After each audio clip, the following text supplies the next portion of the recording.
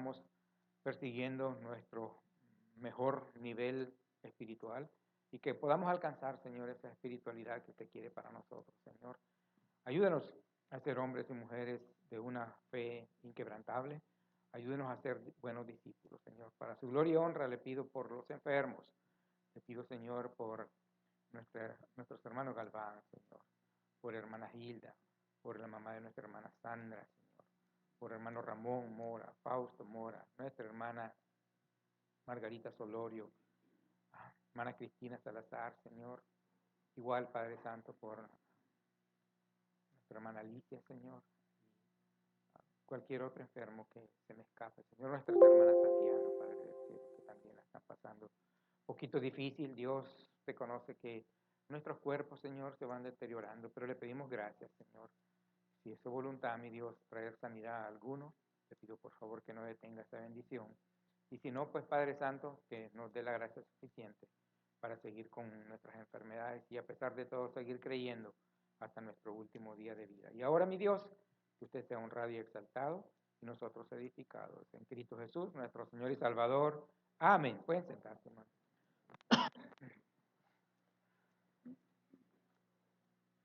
Hoy le quiero hacer una pregunta. ¿Usted ama la iglesia del Señor? ¿Usted ama su iglesia, hermano?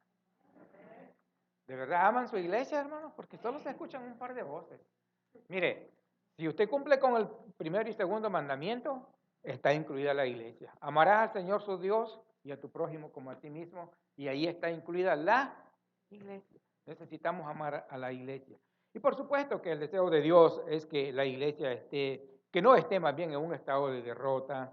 La voluntad de Dios es que la iglesia ni siquiera esté en un estado de desánimo. Eso del desánimo debe ir pasando de moda ya, hermano. Ya estamos en el siglo XXI.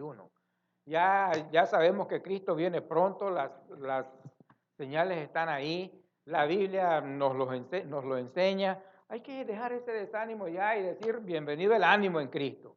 Entonces la iglesia tiene que estar en un estado de ánimo en realidad. El plan de Cristo para la iglesia es que sea una iglesia dinámica, que estemos todos en movimiento. Dinámico significa moverse, que estemos en movimiento, que no nos estanquemos, que estemos unidos, que sea una iglesia fuerte, que sea una iglesia que avanza, que conquista y que venza. Esa es la iglesia que Cristo quiere, no una iglesia. Es que estoy desanimado, que me siento desanimada, es que no me han llamado por 2 semanas, es que no me animan. Hermano, lea su Biblia, agarre su Biblia, doble sus rodillas, pídale a Dios que un hermano lo anime, la anime, pero usted mismo cobre ánimo, porque mire, la cosa está seria y Dios quiere una iglesia animada, ¿no es cierto, hermanos? Por supuesto que Dios nos puede animar a través de un consejo, de una llamada, hasta con verlo a aves revolotear y cantar, nosotros nos podemos animar, ¿no es cierto?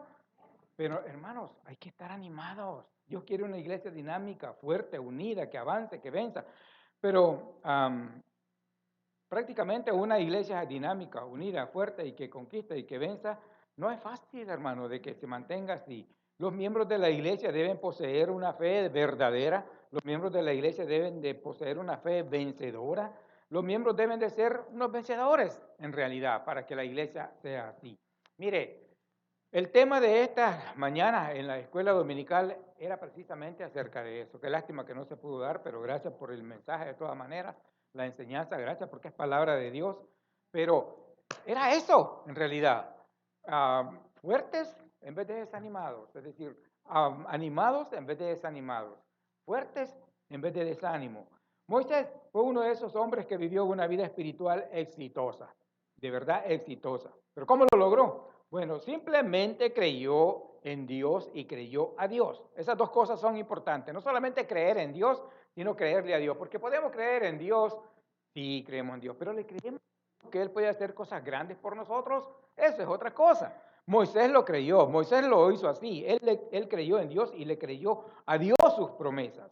Y también ejercitó su fe, lógicamente. Y de eso se trata. En la actualidad, nosotros también podemos ser exitosos, así como Moisés, tan exitosos como Moisés, podemos ser gente que avanza, gente que conquista, gente que vence. Solamente debemos creer en Dios y creerle a Dios y ejercitar nuestra fe. La fe no debe estar muerta. La fe debe estar en movimiento, como el agua. El agua que se estanca es un agua que se está descomponiendo cada vez más, porque el oxígeno se va disipando. Y el agua cuando está en movimiento, usted ve esos riachuelos, esas quebradas que le llaman, cómo avanzan, el agua es clarita y si usted le hace dulce, un agua fresca, un agua agradable. Así tiene que ser con nosotros, con la iglesia. Necesitamos estar en movimiento, tenemos que ser dinámicos y para ello hay que ejercitar nuestra fe. Ese es el tema de esta tarde. Una fe genuina, es decir, una fe vencedora, una fe que vence, porque obstáculos vamos a encontrar en todas partes. Y en cualquier tarea que emprendamos y en cualquier proyecto que emprendamos, siempre van a haber obstáculos, hermanos. Un negocio no es fácil de hacerlo prosperar. Con la ayuda de Dios se puede, pero uno tiene que esforzarse. Obstáculos van a aparecer una y otra vez por ahí, pero cuando tenemos fe, sobre todo en este asunto de la obra de Dios, uno tiene fe, la vida de uno tiene fe, uno sabe que Dios está en control y eso es importante que nosotros poseamos una fe vencedora. Y una fe vencedora nos ayuda a visualizar lo que no se ve. Una ayuda vencedora nos ayuda a visualizar lo invisible. Precisamente esa es la definición de la fe, ¿se acuerdan? El versículo 1 es pues la fe, la certeza, la convicción de lo que no se ve. Esa es la fe. La certeza de que usted tenga certeza, que crea de verdad, que está esperando algo y que lo va a obtener de parte de Dios y que tenga esa convicción de lo que no se ve. No lo ha recibido, no lo ha visto, pero usted tiene esa convicción, la convicción de lo que no se ve. Entonces nos ayuda, es una fe vencedora, nos ayuda a visualizar lo invisible. Y todo comienza con los padres, en realidad. Los padres son los primeros responsables. Queremos una nueva generación, queremos que una nueva generación se levante, queremos que en el futuro nuestros niños, los que ahora son pequeñitos, en el futuro sean jóvenes fuertes, jóvenes que creen, jóvenes de principios bíblicos, pero todo eso empieza con los padres para que se pueda lograr, hermano. Unos padres desobligados, que no van a la iglesia, que se aparecen de vez en cuando, que las cosas del mundo son más importantes. ¿Qué le estás transmitiendo a tu hijo? ¿Qué le estamos transmitiendo a nuestros hijos? ¿Qué les estamos enseñando? ¿Que les estamos enseñando que Dios es más importante que todo o que las cosas de este mundo tienen más importancia que Dios? Eso es importante reconocerlo. Los padres de Moisés, el decreto del rey era que todo hijo varón fuera matado de los hebreos, que ni uno sobreviviera, que dejaran con vida cuando las hebreas se embarazaban y nacía el niño, solamente tenía que quedar con vida las niñas mujeres. Los varones, los muchachitos, los bebés varones tenían que ser matados, ya sea que las parteras los mataran inmediatamente o los lanzaran al río. Este era el decreto del rey. Pero los padres de Moisés lo vieron diferente, lo vieron hermoso, vieron como un toque de Dios en él, y entonces se armaron de fe y lo escondieron por 3 meses, y después pasó lo que pasó, pero todo empezó con ellos, hermanos. Si ellos no hubieran tenido ninguna fe, no hubieran hecho nada, simplemente dejar que lo maten o que lo tiren al río y se acabó, porque ese era el decreto del rey. Pero ellos tenían fe de que Dios le podría preservar la vida. Ya tenían 2, ya estaba supuestamente, los teólogos dicen que María era la primera, después Aarón y Moisés era el último. Eso es lo que los teólogos dicen. Es muy probable. La Biblia no lo enseña específicamente, pero es muy probable.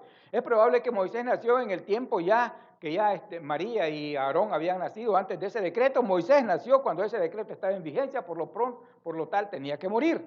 Pero los padres de Moisés tenían fe de que Dios le podría conservar la vida. Todo empieza con los padres, hermano. Esa es la gran verdad. Los padres somos primeramente responsables de la educación de nuestros hijos.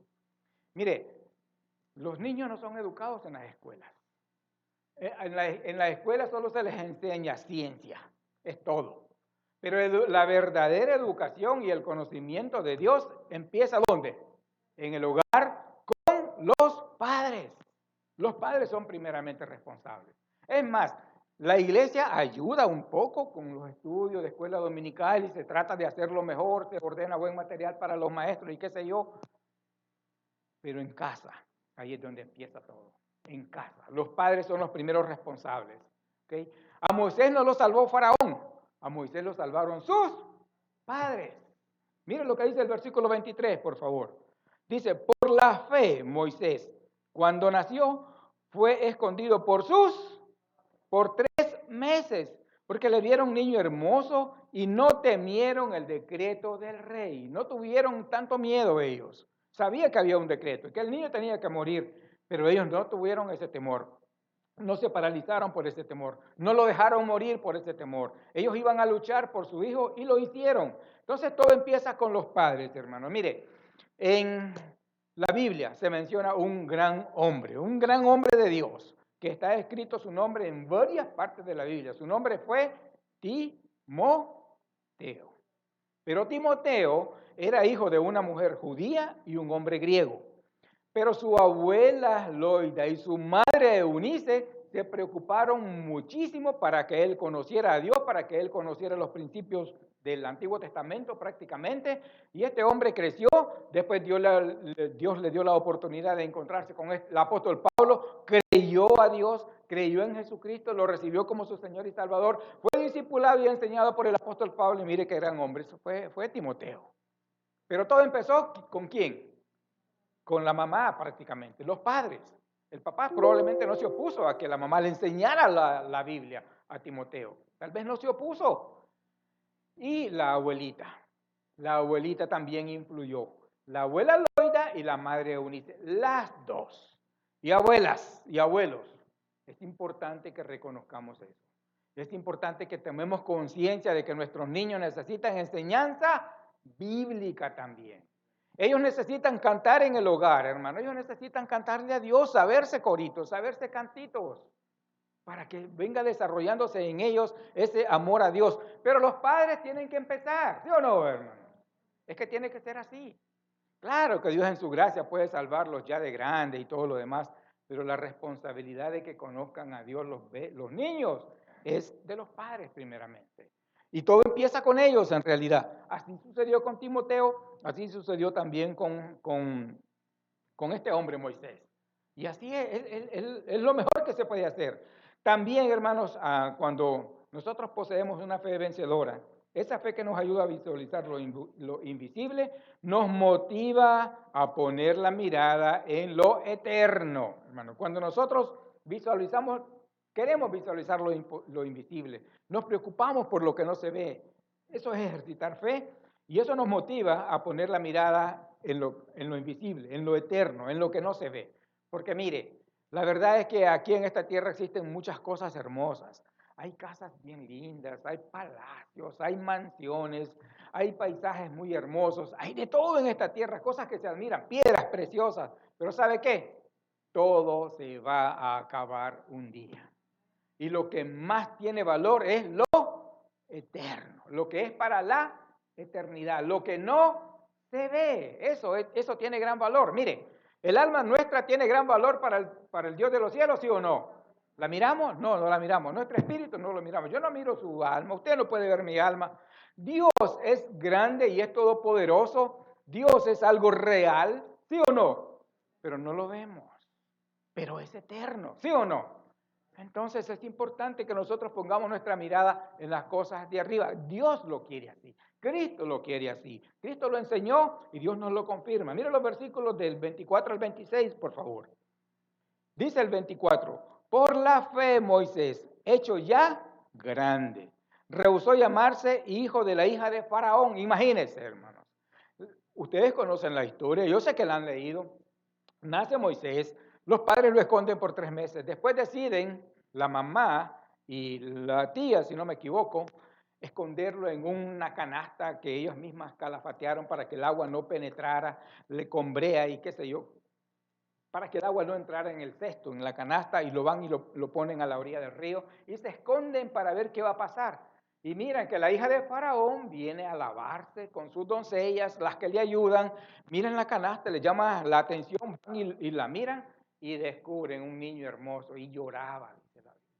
Y llena de compasión, la hija de Faraón, la miraron llena de compasión. Su hermana le preguntó, ¿te iré a buscar una nodriza para este niño? Porque todo estaba movido por Dios en realidad.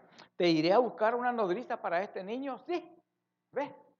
Mire cómo es Dios, va y busca y encuentra a la propia madre de Moisés y la promueven para que sea ella la que criara el niño. Le dice a la hija de Faraón, llévame este niño, críamelo y yo te voy a pagar todo. Y yo supongo que también igual, a medida que Moisés crecía y crecía, sus padres le tuvieron que decir la verdad en alguna ocasión, porque vivía con papá también. Si estaba en la casa de la mamá, quiere decir que ahí estaba papá. Ellos en algún punto de la vida le tuvieron que haber dicho, sabes que Moisés, la verdad es esta, no eres hijo de la hija de Faraón, eres nuestro hijo, ella solo te está adoptando como su hijo. Y al ser hijo de la hija de Faraón era un príncipe en realidad. Él tenía todo ahí. Él tenía todo en el palacio del rey. Mire lo que dice el versículo 24. Por la fe Moisés, hecho ya grande, rehusó llamarse hijo de la hija de Faraón, escogiendo antes ser maltratado con el pueblo de Dios que gozar de los deleites temporales del pecado, teniendo por mayores riquezas el vituperio de Cristo que los tesoros de los egipcios, porque tenía puesta la mirada en el galardón. ¿Lo podía ver? No, no lo miraba. Él no miraba el premio que él iba a recibir de Dios, no lo podía mirar, pero allí tenía su mirada. ¿Y dónde estaba? En el cielo. Ahí están los galardones nuestros en el cielo, hermano. Pero él estaba así, prácticamente. Y si mira, el 27 dice, por la fe dejó a Egipto, no temiendo la ira del rey, porque se sostuvo como viendo al invisible. Es decir, él, su fe lo movía a sostenerse. ¿Le pasaban cosas difíciles? Sí. Después de los 40 años, ustedes saben, él, pues no fue fácil para él. Después de 40 años, la Biblia dice que él decidió por voluntad propia ir a buscar al pueblo de Israel que estaba afuera en sus duras jornadas, porque se identificaba, él ya sabía que él no era egipcio, él ya sabía que él era hebreo. Sale del palacio y va y se identifica con sus hermanos y mira casualmente que un egipcio estaba maltratando a uno de sus hermanos hebreos, lo defiende, mata al egipcio, lo esconde, después lo descubren y tiene que huir. Era un problema, tenía que huir, porque si no, pues lo iban a matar a él. A los 80 años, 40 años en el palacio, 40 años escapando, se casó y pastoreaba las ovejas de su suegro y Dios lo llama para una gran obra. Pero todo eso fue problema para Moisés. No fue fácil, no fue fácil. Los primeros 80 años de su vida, es más, toda su vida no fue fácil. Después de los 40 años, claro que en el palacio lo tenía todo. Ahí tenía placer, ahí tenía riqueza, ahí tenía tesoro. Fue educado con lo mejor de Egipto en realidad y lo tenía todo. Pero él tenía una fe en Dios.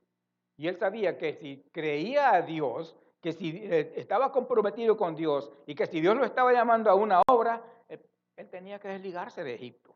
Y Egipto es para nosotros, según los teólogos, símbolo del mundo de pecado. Y él salió de Egipto, salió del mundo de pecado. Mire lo que dice otra vez el 25, escogiendo antes, dice, ser maltratado con el pueblo de Dios que gozar de los deleites temporales del pecado, teniendo por mayores riquezas el vituperio de Cristo que los tesoros de los egipcios, porque tenía puesta la mirada en él, galardón. ¿En qué está puesta su mirada, hermano? ¿En qué está puesta su mirada? Pero si tenemos una fe vencedora, una fe que nos ayuda a visualizar lo invisible, entonces eso debe motivarnos a poner nuestra mirada en lo que es eterno en realidad. No estoy diciendo con esto que vamos a dejar de trabajar, no estoy diciendo con esto que vamos a dejar de anhelar a tener lo mejor y vivir mejor, no. Nuestros jóvenes tienen que estudiar, tienen que prepararse. Y usted mismo, si tiene la oportunidad de emprender un negocio, también hágalo. Nomás esté seguro que Dios está con usted y que Dios le va a prosperar su negocio. Órele a Dios, orémosle a Dios. Yo no sé lo que Dios puede hacer con ustedes. Yo no sé si Dios lo va a prosperar a usted económicamente. Yo le estoy diciendo con esto que estamos prohibidos seguir estudiando, que tenemos prohibido involucrarnos en negocios. No, no es eso. Pero sí tiene que ser número uno en nuestra vida, si tenemos ese tipo de fe, nuestro Dios. Todo lo demás es secundario. Amén, hermanos. Eso fue lo que hizo Moisés. Él se enfocó en Dios y se desligó de las riquezas del mundo. No estoy diciendo otra vez que nosotros tenemos que dejar de trabajar y que nos vamos a dedicar a Dios. No. Nuestras responsabilidades son nuestras responsabilidades y tenemos que seguir en este mundo, pase lo que pase. Tenemos que seguir echándole ganas a la vida porque la vida así es, llena de dificultades. Pero el punto es que tenemos que confiar en Dios y visualizar lo invisible también. No poner nuestra mirada solamente en lo de acá de la tierra, hermano. No enamorarnos demasiadamente de los bienes materiales. Porque hoy tenemos y mañana, ¿cuánta gente ha alcanzado buen estatus económico? Y vienen las enfermedades y quedan sin nada. ¿Nunca ha visto? ¿Nunca ha oído? Porque yo sí. Esa es la gran verdad. Entonces hay que preocuparse también, no solamente por lo de la tierra, sino también por lo del cielo, hermano, por lo que es eterno. No pierda el pasaje, pero busque Colosenses 3, por favor. Colosenses, capítulo 3. Y mire conmigo los versículos 1 y 2. Colosenses capítulo 3, los versículos 1 y 2. Mire esto. Mire cómo nos habla Dios, hermanos. Sin querernos sacar del mundo, sin querer que nos desliguemos de nuestras responsabilidades, sin querer que aspiremos a un mejor nivel y estatus de vida. Pero dice así, sí, pues, habéis resucitado con Cristo, buscad ¿qué? Las cosas de arriba.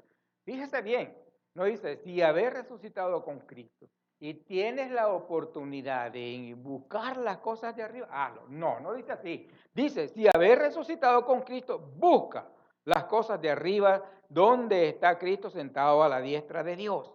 Mira el 2. Poned la mira en las cosas de arriba. Pongamos la mira, dice, en las cosas de arriba. No en las de la tierra solamente. O sea, no nos enamoremos de lo material nada más. Lo material es pasajero. ¿Qué es más grande para Dios? ¿El alma de una persona que 20,000 millones de dólares, como se hablan ahora, 300,000 millones de dólares en los países, y qué sé yo? ¿Qué es más importante para Dios? ¿Qué vale más para Dios?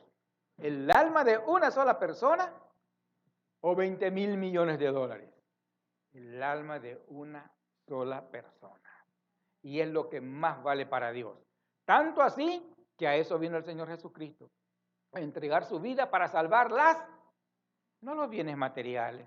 Cristo no vino a morir por lo material, Cristo vino a morir por las almas de los hombres, por las almas de las personas. Y es algo que nosotros tenemos que buscar igualmente. Hermanos, poner la mirada en lo que vale la pena, en lo eterno, no nomás en lo de la tierra, porque, mire, hay tantas cosas tan bonitas y hay tantas cosas que podemos tener, pero el problema es este. Hoy tenemos esto, Dios nos da la oportunidad de tener esto y mañana queremos y lo logramos. Y pasado mañana queremos más. Y entre más tenemos, más queremos. Y después nos volvemos unos egoístas y llegamos a decir como aquel rico, ya no sé dónde guardar tantas cosas. Ya sé lo que voy a hacer. Voy a derribar todo y lo voy a hacer más grande en mis graneros.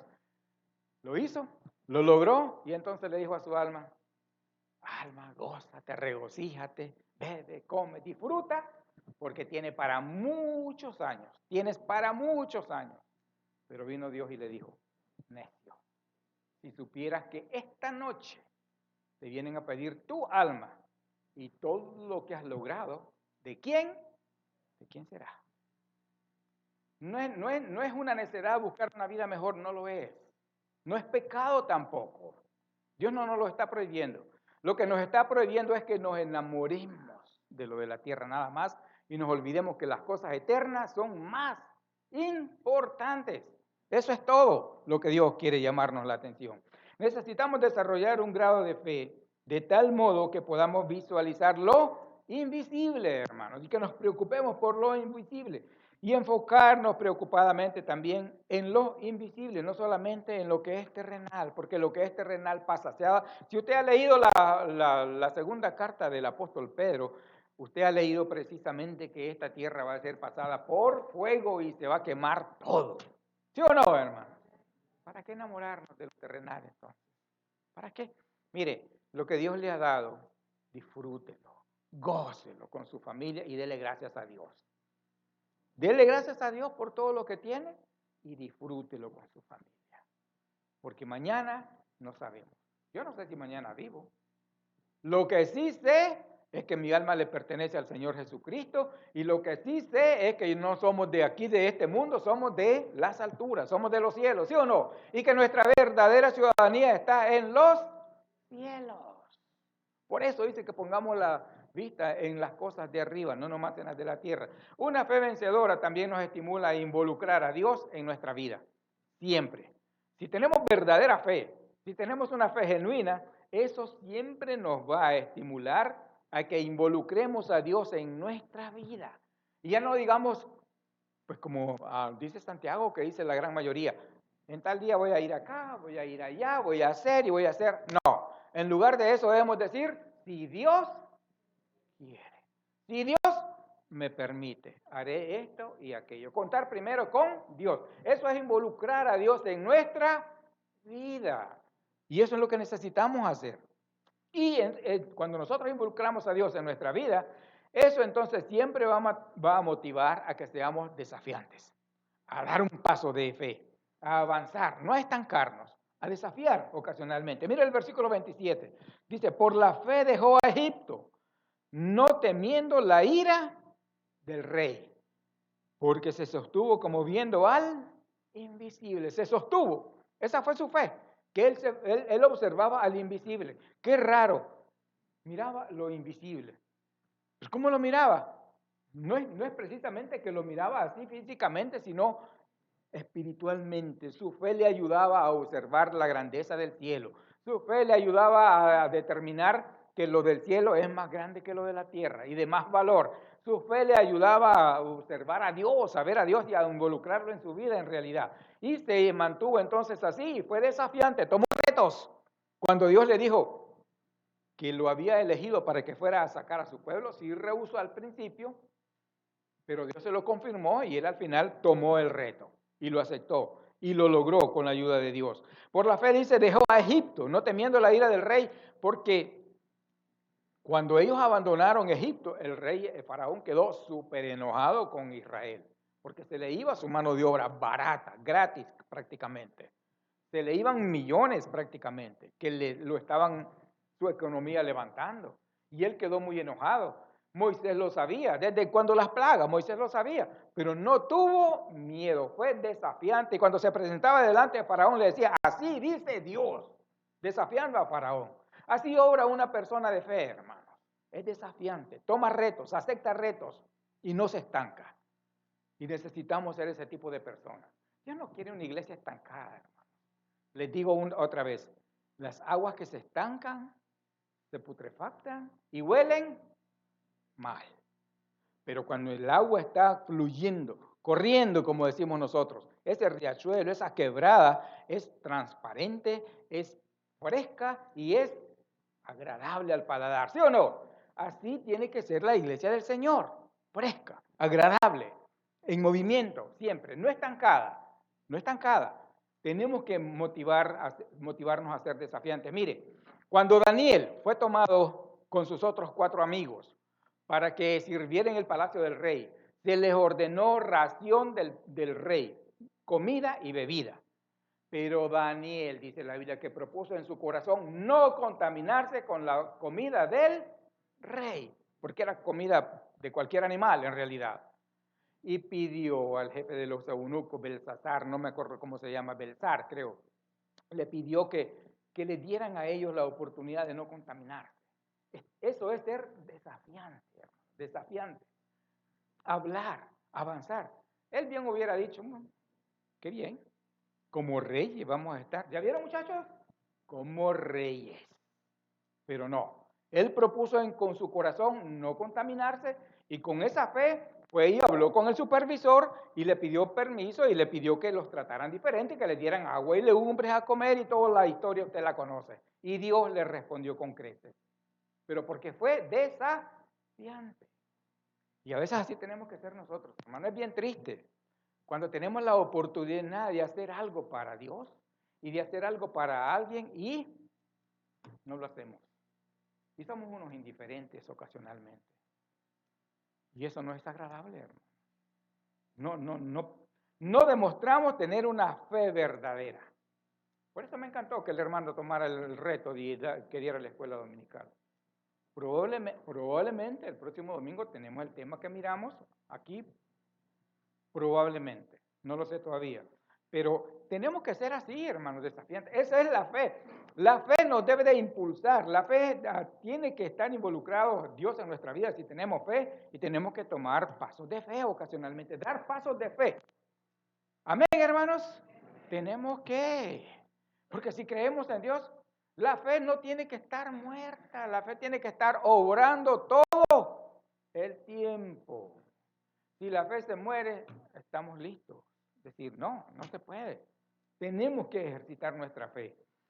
Igual con los amigos de Daniel, cuando tenían que adorar la estatua de oro y ellos no lo hicieron y los mandaron, los condenaron al horno de fuego. ¿Qué dijeron ellos? Mira al rey, mira rey, no es necesario que te respondamos en este asunto, pero nosotros no vamos a adorar tu estatua. El Dios que tenemos en los cielos nos librará del horno de fuego. Es un desafío al rey. El Dios que tenemos en los cielos nos librará del horno de fuego. Y si no lo hace, sepas, oh rey, que no adoraremos la estatua que has construido. Eso es ser desafiante, por fe, hermano, por fe, confiar en Dios. Tenemos que actuar así ocasionalmente, porque eso es lo que significa tener fe. Si no, ¿de qué me sirve tener fe y nunca hago nada? ¿Dónde está la fe? Dice Santiago, es muerta, no sirve. ¿Para qué sirve un muerto? Pues nomás para que lo lleven al cementerio. Así es la fe. No, tienes fe, pero no te sirve para nada. Para nada. Es como que estés muerto. Es como que estemos muertos. Perdón, pero es que es la verdad. Y necesitamos conocerlo.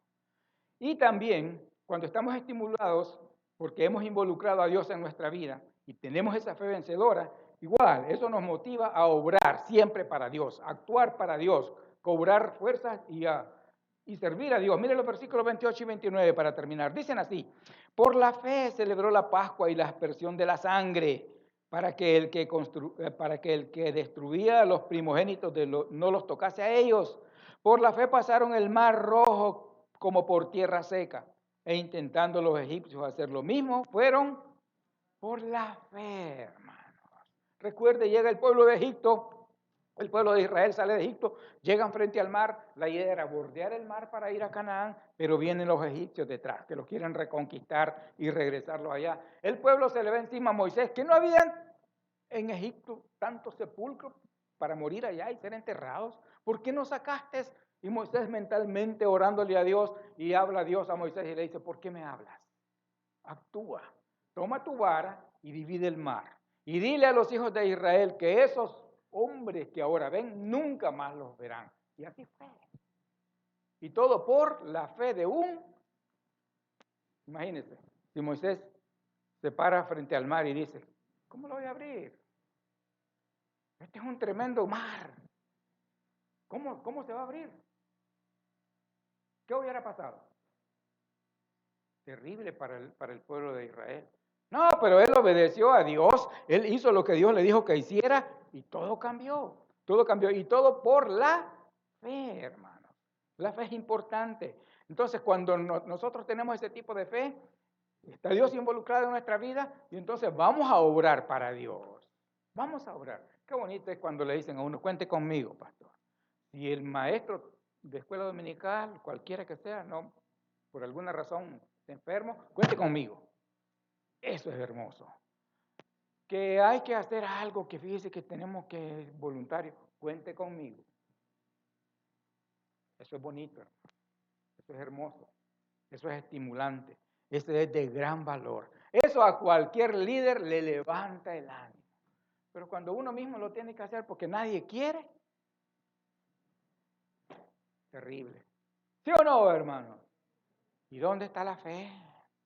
Está muerta.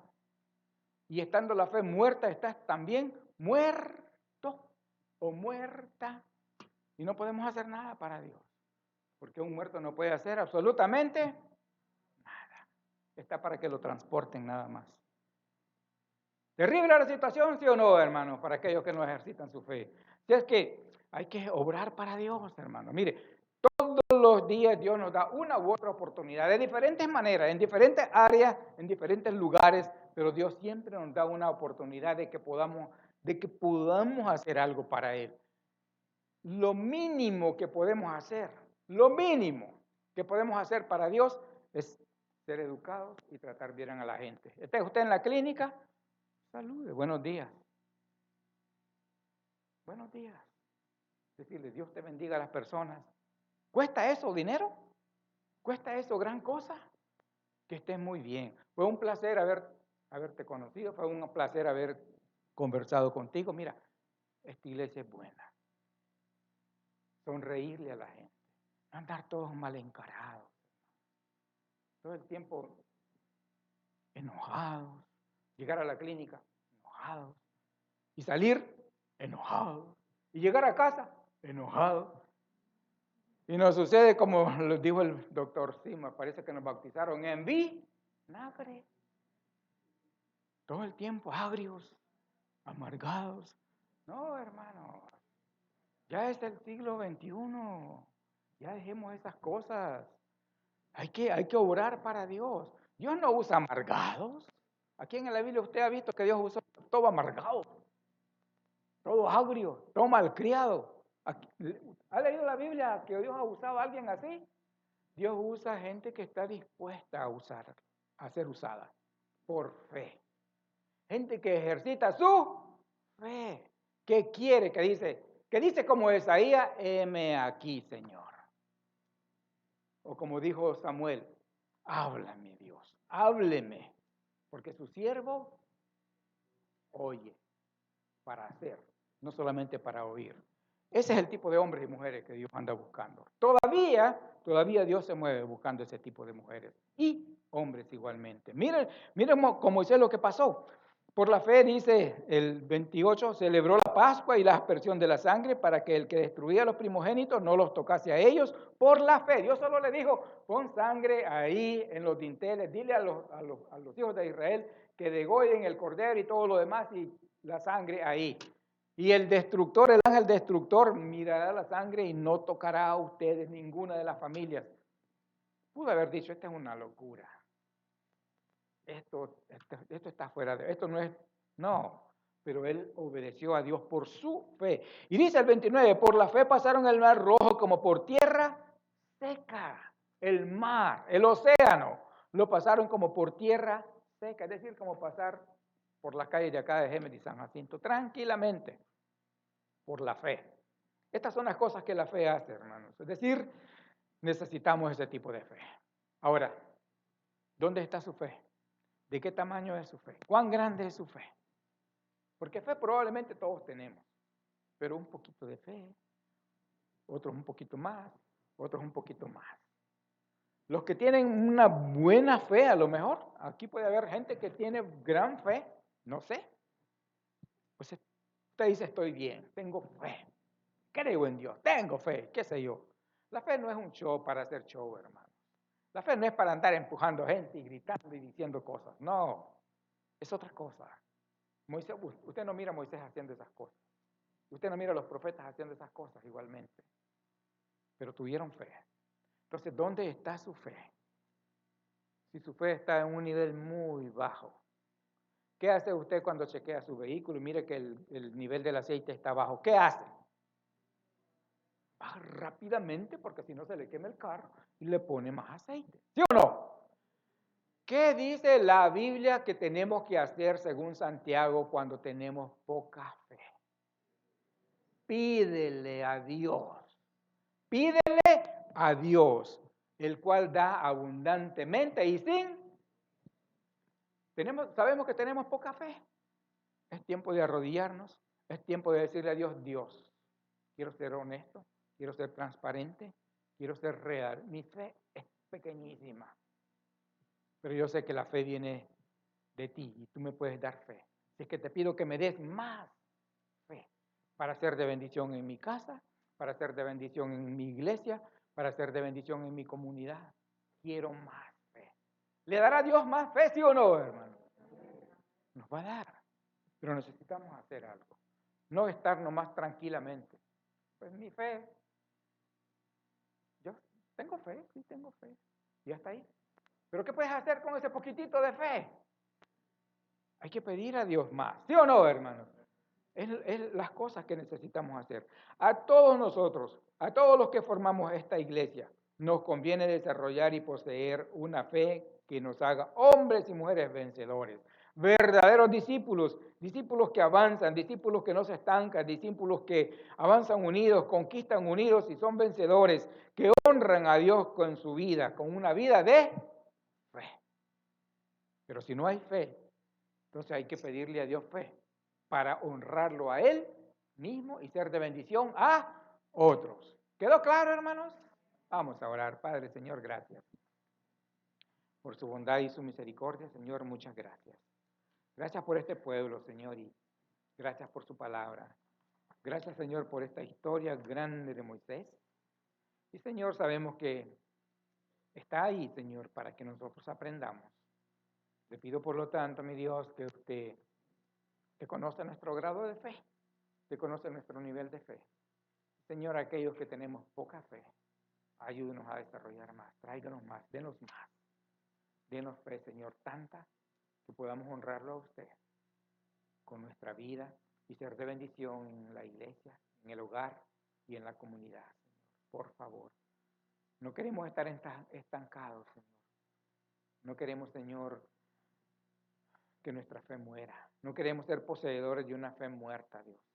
Queremos ser poseedores de una fe dinámica, que vence. Y eso solo nos lo puede dar usted, Señor. Aquí estamos, Dios. Aquí está su pueblo. Aquí está su iglesia. Necesitada de usted en cuanto a nuestra fe. Ayúdenos, Señor, a desarrollar más fe. Por favor, para su gloria y honra. También le pido que para su gloria y honra reciba este último canto y que bendiga, Señor, por favor, los alimentos que van a ser consumidos y que tengamos, Señor, un buen tiempo celebrando el cumpleaños de esta niña, Dios. Que todo sea para su gloria y honra en Cristo Jesús, nuestro Señor y Salvador. Amén.